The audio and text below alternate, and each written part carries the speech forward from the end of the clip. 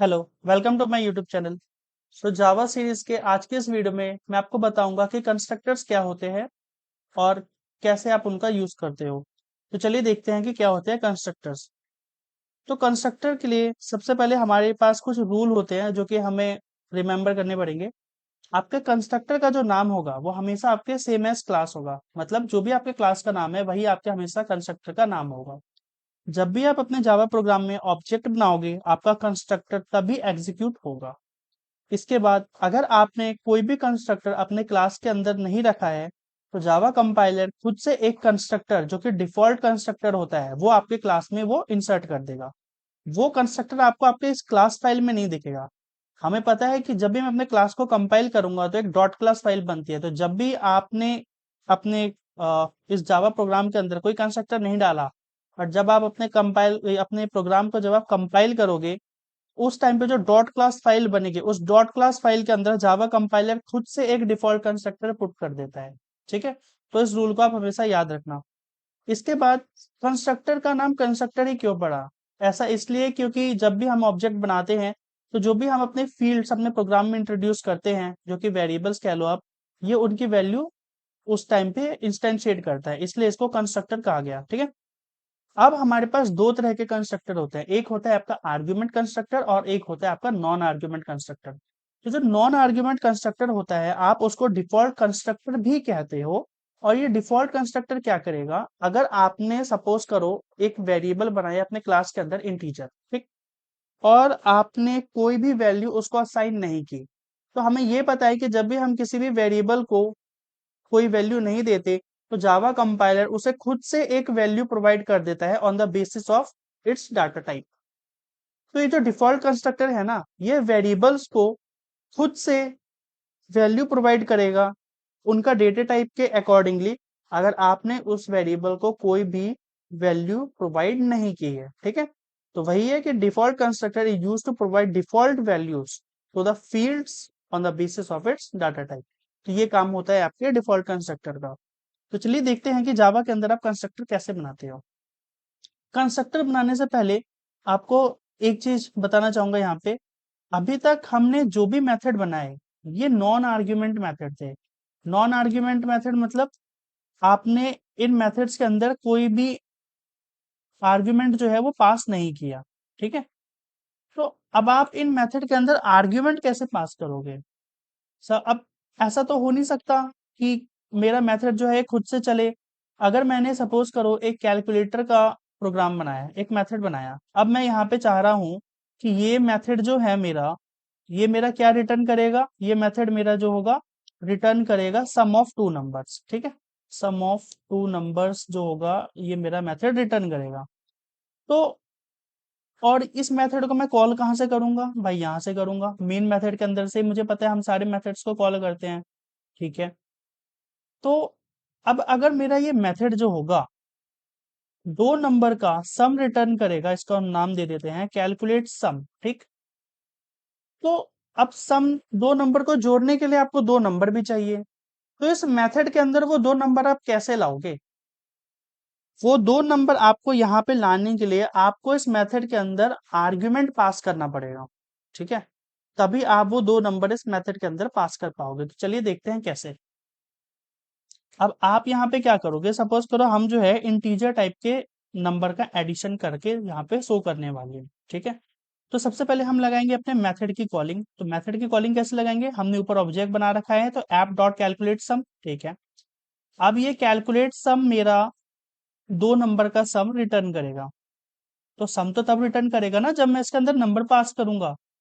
तो नंबर पास करते हैं तो हम एक 10 दे देते हैं और एक 20 दे देते हैं। ठीक है, तो अब ये मेथड आपका क्या कह रहा है, the method calculate sum in the type app one is not applicable for the arguments int comma int. मतलब आपने ये जो मेथड बनाया है इसके अंदर आप कोई भी आर्ग्यूमेंट एक्सेप्ट नहीं कर रहे, तो आप यहाँ पे आर्ग्यूमेंट दे कैसे सकते हो?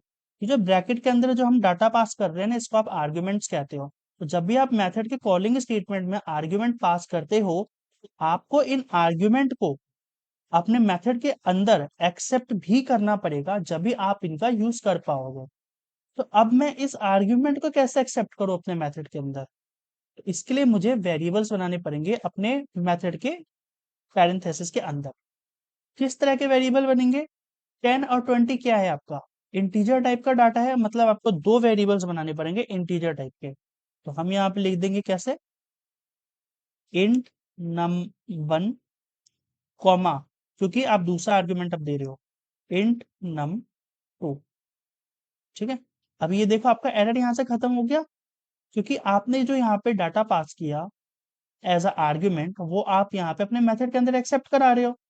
तो अब जो 10 होगा वो आपके इस num1 के अंदर स्टोर होगा, जो 20 होगा वो आपके इस num2 के अंदर स्टोर होगा। सिमिलरली आप इसके अंदर मल्टीपल आर्ग्यूमेंट भी पास कर सकते हो। ठीक है, तो अब आप जब यहाँ पे मल्टीपल आर्ग्यूमेंट पास करोगे तो आपको यहाँ पे मल्टीपल वेरिएबल्स बनाने पड़ेंगे उनको एक्सेप्ट करने के लिए, num3 num4। ठीक है, आई होप मैं यहाँ तक क्लियर होगा। अब 10 जाएगा आपका num1 के अंदर, 20 जाएगा num2 के अंदर, 30 जाएगा num3 के अंदर, और 40 जाएगा आपके num4 के अंदर। ठीक है, अभी हम, आई होप यहाँ तक क्लियर होगा। अभी हम दो नंबर का ही एग्जांपल लेते हैं। तो अब यहाँ पे क्योंकि मैंने दो ही आर्ग्यूमेंट एक्सेप्ट कर रहा हूं, तो मेरे को यहाँ पे अपने मेथड के अंदर से दो ही वैल्यू पास करनी है। ठीक, अब मैं करूंगा इनका सम। सम कैसे करूंगा? एडिशन परफॉर्म करते हैं। तो अब ये मेरा इंटीजर टाइप का नंबर है, तो मतलब इनका सम भी इंटीजर होगा, राइट? तो मैं एक वेरिएबल डिक्लेयर करता हूँ इंटीजर टाइप का, इंट सी इक्वल टू, ये क्या करेगा? मेरे num1 प्लस num2 का मेरा सम रिटर्न करेगा। ठीक है, तो मैंने num1 प्लस num2 किया, इनका जो भी आउटपुट रहा होगा वो मैंने सी वेरिएबल के अंदर स्टोर किया, और फिर क्योंकि मेरा मेथड यहाँ पे इंट टाइप का है, मतलब मेरा मेथड इंटीजर टाइप का डाटा रिटर्न करेगा, तो मैंने यहाँ पे रिटर्न सी कर दिया। ठीक है, आपका मेथड का एरर खत्म हो गया।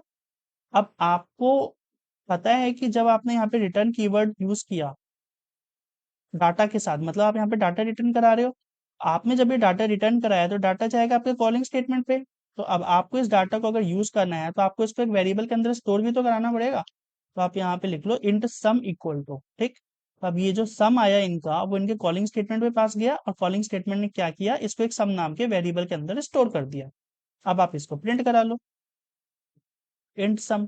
ठीक, अब आप देखो यहाँ पे 30 आ गया इनका सम। तो ये जो आपने पास किया ना मेथड के अंदर, इसको आप आर्ग्यूमेंट कहते हो।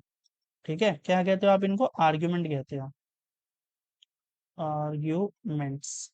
आप इनको आर्ग्यूमेंट्स बुलाते हो।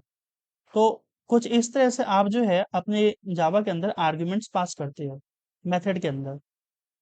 अब आप यहाँ पे आर्ग्यूमेंट जो होता है आपका कुछ भी हो सकता है, आप यहाँ पे स्ट्रिंग टाइप का भी ले सकते हो।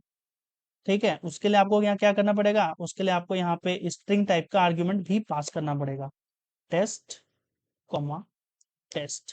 ठीक, अब आप स्ट्रिंग को ऐड तो कर नहीं सकते, तो आप यहाँ पे इनको सिंपली प्रिंट करा लो, सिस आउट। हम कर लेते हैं num1 प्लस एक बीच में स्पेस दे देते हैं दोनों के आउटपुट के बीच में num2। ठीक, और अब आप यहाँ पे इसको प्रिंट करा दो। प्रिंट हमने करा दिया, अब हम यहाँ से क्या रिटर्न करें? रिटर्न 1 कर देते हैं, कोई इशू नहीं है, आप कुछ भी इंटीजर रिटर्न करा दो, कोई फर्क नहीं पड़ता। बट क्योंकि मेथड आपका इन टाइप का है तो आपको कुछ भी रिटर्न कराना पड़ेगा इंटीजर टाइप का। अगर आप कुछ नहीं रिटर्न कराना चाहते तो आप यहाँ पे वॉइड लिख दो। तो और अब आप यहाँ से वॉइड क्या है, क्योंकि आपका मेथड, तो आप यहाँ पे सिंपली रिटर्न कीवर्ड यूज कर लो। और यहाँ पे आप अब मेथड जो आपका कुछ भी रिटर्न नहीं करा रहा, तो आप इसको एज इट इज हटा दो यहाँ से। बस हो गया आपका, ये बन गया आपका एक इंटीजर टाइप का आर्ग्यूमेंट वाला मेथड, सॉरी स्ट्रिंग टाइप के एक आर्ग्यूमेंट टाइप का मेथड बन गया। प्रिंट हो गया आपका यहाँ पे टेस्ट1 टेस्ट, टेस्ट टेस्ट आपका प्रिंट हो गया। अब चलो मैं यहाँ पे आपके टेस्ट वन कर देता हूँ। टेस्ट जो है आपका num1 के अंदर जाएगा, टेस्ट, सॉरी टेस्ट जो है आपका num1 के अंदर जाएगा, और टेस्ट1 आपका num2 के अंदर स्टोर होगा। ठीक है, और अब आप इसको प्रिंट करा लो। तो आप देखो पहले टेस्ट प्रिंट हुआ, फिर टेस्ट1 प्रिंट हुआ। क्यों?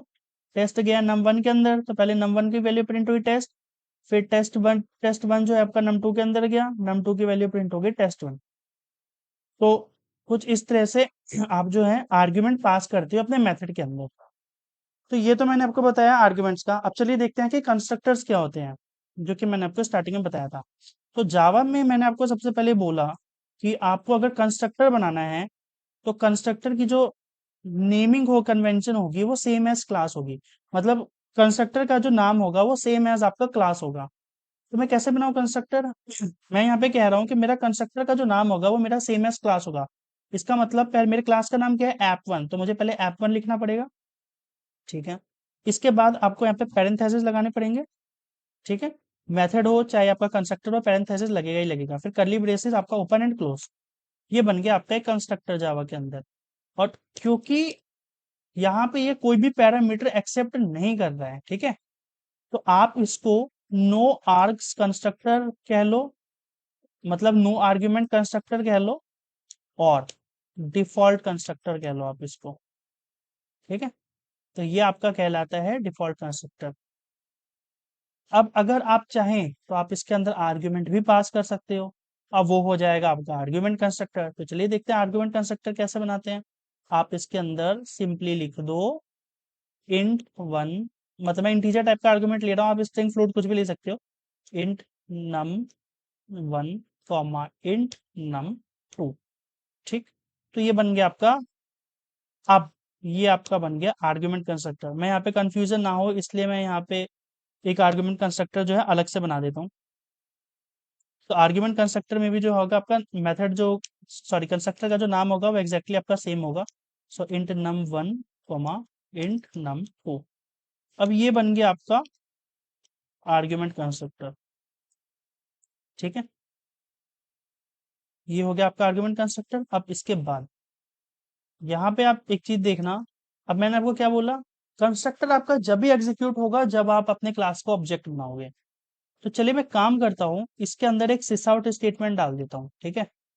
फ्रॉम डिफॉल्ट कंस्ट्रक्टर, और इसके अंदर हम डाल देते हैं सिस आउट फ्रॉम आर्ग्यूमेंट कंस्ट्रक्टर। ठीक है। और मैं इस मेथड को जो मैंने ऑब्जेक्ट बना रखा है मैं इसको कमेंट कर देता हूँ। अब मैं अपने जावा प्रोग्राम को रन करता हूँ, तो चलिए देखते हैं रन होता है या नहीं होता। कुछ भी प्रिंट नहीं हुआ। ऐसा क्यों? क्योंकि कंस्ट्रक्टर मेरा तभी एग्जीक्यूट होगा जब मैं अपने क्लास के अंदर ऑब्जेक्ट बनाऊंगा। तो मैंने ये ऑब्जेक्ट बना रखा था, अब मैंने इसको अनकमेंट कर दिया। अब आप देख के बताओ कि इसमें से आपका कौन सा कंस्ट्रक्टर एग्जीक्यूट होगा, डिफॉल्ट एग्जीक्यूट होगा या फिर आर्ग्यूमेंट एग्जीक्यूट होगा। इसका आंसर है कि आपका इसके अंदर डिफॉल्ट कंस्ट्रक्टर एग्जीक्यूट होगा। ऐसा क्यों होगा? डिफॉल्ट कंस्ट्रक्टर आपका कोई भी आर्ग्यूमेंट एक्सेप्ट नहीं कर रहा। ठीक है। और मुझे पता है कि जब भी मैं अब जावा के अंदर ऑब्जेक्ट बनाऊंगा तभी मेरा कंस्ट्रक्टर एग्जीक्यूट होगा। तो अगर मुझे कंस्ट्रक्टर के अंदर आर्ग्यूमेंट पास करने हैं तो वो आर्ग्यूमेंट मैं यहाँ पे लिख दूंगा। अगर ऑब्जेक्ट क्रिएशन के दौरान यहाँ पे, तो जब मेरा ऑब्जेक्ट क्रिएट होगा ना तो मेरा सबसे पहले कंस्ट्रक्टर कॉल होगा। तो ये 10 और 20 जो है ये मेरे आर्ग्यूमेंट कंस्ट्रक्टर के अंदर चले जाएंगे वैल्यू। आर्ग्यूमेंट कंस्ट्रक्टर के अंदर आपके वैल्यू चले जाएंगे और डिफॉल्ट के अंदर नहीं जाएंगे। तो अब अभी क्योंकि अगर नॉर्मल सिनेरियो में देखूं मैं, तो मैं यहाँ पे कुछ भी पास नहीं कर रहा था। इसका मतलब मैं यहाँ पे कुछ भी पास नहीं कर रहा, तो मेरा डिफॉल्ट कंस्ट्रक्टर ही एग्जीक्यूट होगा। और अगर मैं इस ऑब्जेक्ट क्रिएशन के सिंटेक्स के अंदर अगर मैं कुछ आर्ग्यूमेंट पास कर दूं तो मेरा आर्ग्यूमेंट कंस्ट्रक्टर एग्जीक्यूट होगा। तो चलिए देखते हैं। तो आप देखो यहाँ पे आपका क्या प्रिंट हुआ, फ्रॉम डिफॉल्ट कंस्ट्रक्टर। क्यों? क्योंकि आपका जो ये जो ऑब्जेक्ट क्रिएशन है इसके अंदर आपने कोई भी आर्गुमेंट पास नहीं करा। तो जावा ने देखा भाई कोई भी आर्गुमेंट इस ऑब्जेक्ट के अंदर पास नहीं हुआ, इसका मतलब डिफॉल्ट कंस्ट्रक्टर एग्जीक्यूट कर दो। अब तो मैं आर्गुमेंट कंस्ट्रक्टर को कैसे एग्जीक्यूट करूं? आर्गुमेंट कंस्ट्रक्टर को एग्जीक्यूट करने के लिए हम एक और ऑब्जेक्ट बना लेते हैं, ऐप1 इक्वल टू न्यू ऐप1। और अब आप देखो, अब आप यहाँ पे जो आपका आर्गुमेंट कंस्ट्रक्टर है वो आपका किस तरह का डाटा एक्सेप्ट कर रहा है, इंटीजर टाइप का। तो आप इसके अंदर इंटीजर टाइप का डाटा प्रिंट करा दो, सॉरी इंटीजर टाइप का डाटा आप पास करा दो। फिर आप हम अपने प्रोग्राम को रन कर देंगे। तो आप देखो यहाँ पे आपके दोनों कंस्ट्रक्टर चल गए, from default constructor, from argument constructor. तो इससे मेरी एक बात तो क्लियर है कि ऑब्जेक्ट क्रिएशन जब होगा जब ही मेरा कंस्ट्रक्टर चलेगा। अगर मैं ऑब्जेक्ट क्रिएशन के दौरान कोई भी पैरामीटर पास नहीं कर रहा अपने ऑब्जेक्ट क्रिएशन के दौरान अगर मैं कोई भी पैरामीटर पास नहीं कर रहा अपने ऑब्जेक्ट क्रिएशन के अंदर, तो मेरा डिफॉल्ट कंस्ट्रक्टर ही एग्जीक्यूट होगा। बट अगर मैंने कोई पैरामीटर पास किया तो हमेशा मेरा आर्ग्यूमेंट कंस्ट्रक्टर ही एग्जीक्यूट होगा। ठीक। इसके बाद तीसरा पॉइंट मैंने आपको बताया था, अगर आप अपने क्लास के अंदर कोई भी कंस्ट्रक्टर नहीं रखिएगा, ठीक है, और आप अपने प्रोग्राम को कंपाइल कर दोगे, उस केस में जो आपकी डॉट क्लास फाइल होगी उसके अंदर आपका जावा कंपाइलर खुद से डिफॉल्ट कंस्ट्रक्टर पुट कर देगा, और वो हमेशा डिफॉल्ट कंस्ट्रक्टर ही खुद से पुट करेगा, आर्गुमेंट कंस्ट्रक्टर पुट नहीं करेगा। क्योंकि आर्गुमेंट में तो प्रोग्रामर स्ट्रिंग भी ले सकता है, इंटीजर भी ले सकता है, फ्लोट भी ले सकता है, तो कंपाइलर को कैसे पता लगेगा? तो इसलिए वो हमेशा डिफॉल्ट कंस्ट्रक्टर खुद से प्लेस कर देगा। और डिफॉल्ट कंस्ट्रक्टर जब आपका प्लेस होता है, इसलिए आपके इसी वजह से आपके वेरिएबल्स को डिफॉल्ट वैल्यू कंपाइलर असाइन कर पाता है, जब आप खुद से कोई भी वेरिएबल को वैल्यू नहीं देते हैं तो। आई होप मैं यहाँ तक क्लियर होऊंगा। तो चलिए अब हम अपने कंस्ट्रक्टर को वापस ले आते हैं अभी फिलहाल के लिए। तो अब मेरा यहाँ पे डिफॉल्ट कंस्ट्रक्टर और आर्ग्यूमेंट कंस्ट्रक्टर आ गए। तो क्या मैं अपने कंस्ट्रक्टर के अंदर मल्टीपल सॉरी क्या मैं अपने क्लास के अंदर मल्टीपल कंस्ट्रक्टर यूज कर सकता हूँ? बिल्कुल कर सकता हूँ। तो क्या मुझे एरर नहीं देगा? देगा। अगर आप सेम तरह के कंस्ट्रक्टर बनाओगे, जैसे ऊपर मेरा एक डिफॉल्ट कंस्ट्रक्टर था और मैंने यहाँ पे दोबारा डिफॉल्ट बना दिया, तो मेरे को एरर देगा। क्यों? क्योंकि एक क्लास के अंदर एक ही डिफॉल्ट कंस्ट्रक्टर हो सकता है। तो क्या आर्ग्यूमेंट कंस्ट्रक्टर भी एक ही होगा क्या? नहीं, बिल्कुल नहीं। आर्ग्यूमेंट कंस्ट्रक्टर आप अपने क्लास के अंदर कितने भी बना सकते हो, बट वो जो कंस्ट्रक्टर होगा, वो उसके अंदर जो आप आर्ग्यूमेंट पास कर रहे हो, number of argument, type of argument, वो हमेशा डिफरेंट होने चाहिए। फॉर एग्जाम्पल, मैंने यहाँ पे एक आर्ग्यूमेंट कंस्ट्रक्टर बना रखा है इंटीजर टाइप का। अगर मैं यहाँ पे दोबारा एक इंटीजर टाइप का आर्ग्यूमेंट कंस्ट्रक्टर बनाऊंगा ना, तो ये मुझे देगा एरर। ठीक है। और एरर इसलिए देगा कि बोलेगा भाई आपने ऑलरेडी एक आर्ग्यूमेंट कंस्ट्रक्टर बना रखा है जो कि इंटीजर टाइप का डाटा एक्सेप्ट कर रहा है, तो आपको दोबारा बनाने की जरूरत क्या है? तो अब अगर आपको और कंस्ट्रक्टर बनाने हैं, तो आप उनके अंदर का आर्ग्यूमेंट टाइप चेंज करो और नंबर ऑफ आर्ग्यूमेंट चेंज करो। मतलब अब आप यहाँ पे एक स्ट्रिंग ले लो, एक हमने लिख ले लिया यहाँ पे स्ट्रिंग S1, और एक मैंने ले लिया इंटीजर। तो मेरा टाइप ऑफ आर्ग्यूमेंट चेंज हो गया, मतलब मेरा कंस्ट्रक्टर चलेगा। ठीक है। तो क्या मैं नंबर ऑफ आर्ग्यूमेंट अगर मैं सेम रखूं तो क्या एरर देगा? बिल्कुल देगा एरर। अब क्योंकि यहाँ पे आपने सेम रखा है number of argument, string S1 इसमें भी है, इसमें भी है, और ये इंटीजर जो है यहाँ पे ले रहा है सेकंड प्लेस पे, तो वो आपका एरर थ्रो करेगा। तो क्या मैं अगर इनके पोजीशनिंग चेंज कर दूं, तो क्या मेरा एरर हट जाएगा? बिल्कुल हट जाएगा। क्यों? क्योंकि अब आपने टाइप ऑफ आर्ग्यूमेंट जो है वो चेंज कर दिए। पहले यहाँ पे स्ट्रिंग ले रहा था फर्स्ट पोजीशन पे, अभी यहाँ पे फर्स्ट पोजीशन पे इंटीजर ले रहा है, तो आपका कंस्ट्रक्टर वैलिड है। इसके बाद अब अगर आप यहाँ पे और पैरामीटर ऐड कर देंगे, लाइक लेट सपोज से मैं दोबारा इंट ही ले लेता हूँ, इंट num1, वो भी मेरा कंस्ट्रक्टर वैलिड है। ठीक है। तो आपको हमेशा ये चीज ध्यान रखनी है कि जब भी आप अपने क्लास के अंदर मल्टीपल कंस्ट्रक्टर बनाओगे, तो उनका जो नंबर ऑफ आर्ग्यूमेंट है, मतलब आप चाहे एक पास कर रहे हो, दो पास कर रहे हो, वो हमेशा अलग होना चाहिए। और जो टाइप ऑफ आर्ग्यूमेंट जो आप पास कर रहे हो, वो हमेशा अलग होना चाहिए। अगर आपने यहाँ पे पहले कंस्ट्रक्टर बनाया है स्ट्रिंग S1 और नम इंट num2 का, तो आप दोबारा इसको नहीं बना सकते। आप इनकी पोजीशन इंटरचेंज कर दो या फिर आप डाटा टाइप चेंज कर दो, तभी आपका कंस्ट्रक्टर चलेगा। तो हमेशा ही ये रूल आपको याद रखना है कि जब भी आप अपने अंदर अपने क्लास के अंदर मल्टीपल कंस्ट्रक्टर बनाओगे, तो कंस्ट्रक्टर्स जो होंगे उनके नंबर ऑफ आर्ग्यूमेंट और टाइप ऑफ आर्ग्यूमेंट वो हमेशा अलग होने चाहिए। ठीक है। जब भी आप मल्टीपल कंस्ट्रक्टर्स आप यूज कर पाओगे। और जब हम अपने क्लास के अंदर मल्टीपल कंस्ट्रक्टर्स यूज करते हैं, तो आप इसको ना कंस्ट्रक्टर चेनिंग भी कहते हो। क्या कहते हो? कंस्ट्रक्टर चेनिंग भी कहते हो। तो चलिए अब इस कंस्ट्रक्टर्स का यूज करके हम एक कोडिंग एक्सरसाइज जो है वो परफॉर्म करते हैं।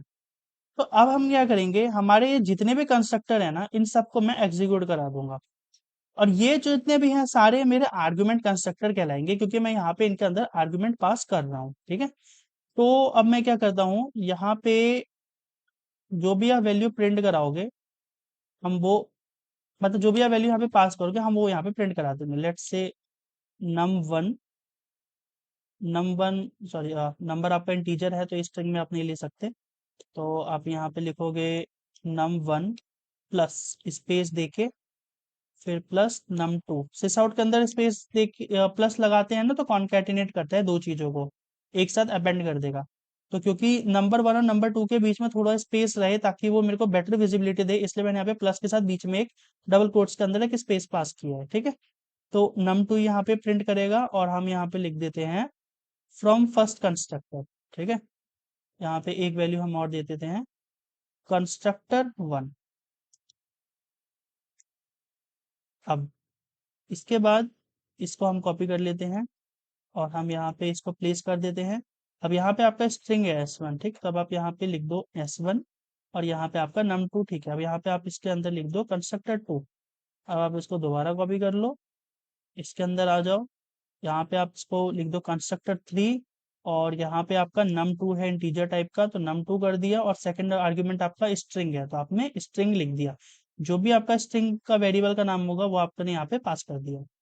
इसके बाद अब हम चलते हैं अपने लास्ट कंस्ट्रक्टर के अंदर और हम यहाँ पे इसको दे देते हैं कंस्ट्रक्टर 4 और num2 मेरा पहला आर्ग्यूमेंट मैंने यहाँ पे बना रखा है। ठीक है, और यहाँ पे मैं सेकंड आर्ग्यूमेंट num1 दे देता हूँ। ठीक, तो ये तो मैंने लिख दिया इसके अंदर सिस आउट।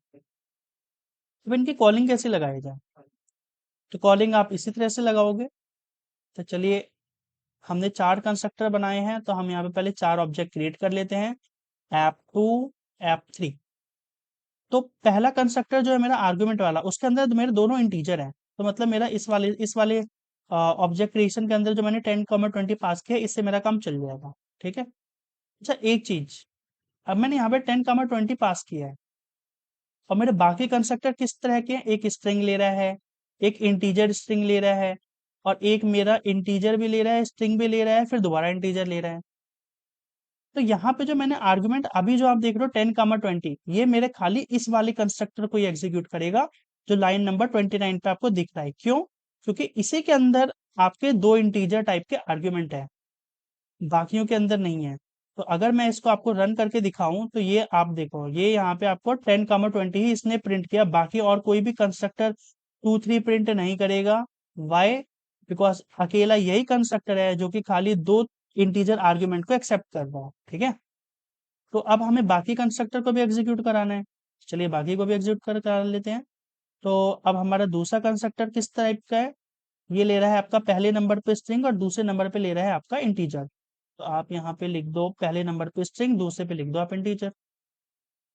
तीसरा कंस्ट्रक्टर क्या ले रहा है, पहले आपका इंटीजर ले रहा है फिर आपका स्ट्रिंग ले रहा है। देखो आप यहाँ पे पहले इंटीजर एक्सेप्ट कर रहा है फिर इंटीजर, सॉरी पहले इंटीजर एक्सेप्ट कर रहा है फिर आपका स्ट्रिंग टाइप का एक्सेप्ट कर रहा है। तब आप यहाँ पे जाओ तीसरे ऑब्जेक्ट क्रिएशन के अंदर, यहाँ पे आप पास कर दो एक इंटीजर और अब आप यहाँ पे पास कर दो स्ट्रिंग। ठीक, अब आपका जो चौथा कंस्ट्रक्टर है वो आपका पहले इंटीजर ले रहा है फिर एक स्ट्रिंग टाइप का वेरिएबल है, एक स्ट्रिंग टाइप का आर्गुमेंट एक्सेप्ट कर रहा है, फिर दोबारा आपका इंटीजर टाइप का एक्सेप्ट कर रहा है। अब आप क्या करोगे, यहाँ पे दोबारा एक ऑब्जेक्ट बनाओ, इसका नाम दो app4। ठीक, और अब ये पहले आपका ले रहा था इंटीजर फिर स्ट्रिंग फिर दोबारा इंटीजर है ना, तो अब यहाँ पे 20 पास कर दो। चलिए हमने क्या किया, हमने सारे कंस्ट्रक्टर की कॉलिंग लगा दी और सबके अंदर हमने आर्गुमेंट पास कर दिए। अब हम इनको रन कर लेते हैं। तो आप देखो यहाँ पे आपका कंस्ट्रक्टर 1 की वैल्यू प्रिंट हो गई, कंस्ट्रक्टर 2 की वैल्यू प्रिंट हो गई, कंस्ट्रक्टर 3 की प्रिंट हो गई, कंस्ट्रक्टर 4 की भी प्रिंट हो गई। ठीक है, तो कुछ इस तरह से आप अपने जावा प्रोग्रामिंग के अंदर कंस्ट्रक्टर के अंदर वैल्यू पास करते हो और उनके हेल्प से आप ऑपरेशन परफॉर्म करते हो। हमेशा आप यहाँ पे एक चीज ध्यान रखना कि कंस्ट्रक्टर जो रिटर्न टाइप होता है वो बाय डिफॉल्ट वॉइड होता है हमेशा, और आप कंस्ट्रक्टर के अंदर से कभी भी कोई वैल्यू रिटर्न नहीं करा सकते। कहने का मतलब, अगर मैं यहाँ पे रिटर्न लिख दूं ना, रिटर्न 20, मेरे को तो एरर देगा। और देखो एरर में क्या कहेगा, void method can't return a value, मतलब कंस्ट्रक्टर जो है मेरा वॉइड है, इसका रिटर्न टाइप मेरा वॉइड है, तो आप कभी भी कंस्ट्रक्टर के अंदर से डाटा रिटर्न नहीं करा सकते। आप इसके अंदर चाहे तो रिटर्न कीवर्ड लिख सकते हो। क्यों? क्योंकि रिटर्न कीवर्ड जो होगा वो मेरा खाली कंट्रोल रिटर्न कराएगा और कुछ रिटर्न नहीं कराएगा, बट आप कोई डाटा रिटर्न नहीं करा सकते। तो कंस्ट्रक्टर का हमेशा रिटर्न टाइप वॉइड होता है और आप कभी भी अपने कंस्ट्रक्टर्स के अंदर से डाटा रिटर्न नहीं करा सकते हैं। एक चीज और ध्यान रखना, हमेशा कंस्ट्रक्टर जो होगा आपका inside class but outside all method होगा। कंस्ट्रक्टर आप हमेशा क्लास के अंदर बनाइएगा बट सभी मेथड से बाहर बनाओ, आप मेथड के अंदर कंस्ट्रक्टर नहीं बना सकते। चलिए के अंदर से कंस्ट्रक्टर को कॉल कर सकता हूँ क्या, सोच के बताओ कि आप कंस्ट्रक्टर के अंदर से कंस्ट्रक्टर को कॉल कर सकते हो? कर सकते हो। तो चलिए देखते हैं कैसे करेंगे। आपको कुछ नहीं करना, आप सिंपल इसके अंदर लिख दो न्यू। चलो मैं एक काम करता हूँ, यहाँ पे मैं अपने इस सेकंड वाले कंस्ट्रक्टर को प्रिंट कराता हूँ, जो कि एक स्ट्रिंग टाइप का और एक इंटीजर टाइप का ले रहा है। तो न्यू ऐप वन, और मैं इसके अंदर पास कर देता हूँ टेस्ट, कमा एक इंटीजर टाइप का डाटा डाल देते हैं 10। अब चलिए हम इसको प्रिंट कराते हैं, और ऊपर के मैं जितने भी कॉलिंग स्टेटमेंट है ना, मैं इन सबको अभी के लिए रिमूव कर देता हूँ, खाली एक कंस्ट्रक्टर को छोड़ के, जो कि मेरा ये पहला वाला जो आर्गुमेंट कंस्ट्रक्टर है, खाली इसकी कॉलिंग लगा रखी है हमने मेन मेथड के अंदर। आप देख लो यहाँ पे 10, 20 पास कर रहा हूँ, तो ये दोनों इंटीजर टाइप के हैं, तो आपके इस टाइप के मेथड को, इस कंस्ट्रक्टर को कॉल करेगा, क्योंकि यहाँ पे आपके दोनों इंटीजर टाइप के हैं आर्ग्यूमेंट। और उसके बाद मैंने यहाँ पे कॉलिंग लगा रखी है इस सेकंड कंस्ट्रक्टर को, जो कि मेरा एक स्ट्रिंग टाइप का डाटा एक्सेप्ट कर रहा है और एक नंबर टाइप का। तो अब आप यहाँ पे एक चीज देखना, ये, तो चलिए देखते हैं कि क्या ये एग्जीक्यूट करता है। तो हाँ, आप कंस्ट्रक्टर के अंदर से दूसरे कंस्ट्रक्टर को कॉल कर सकते हो।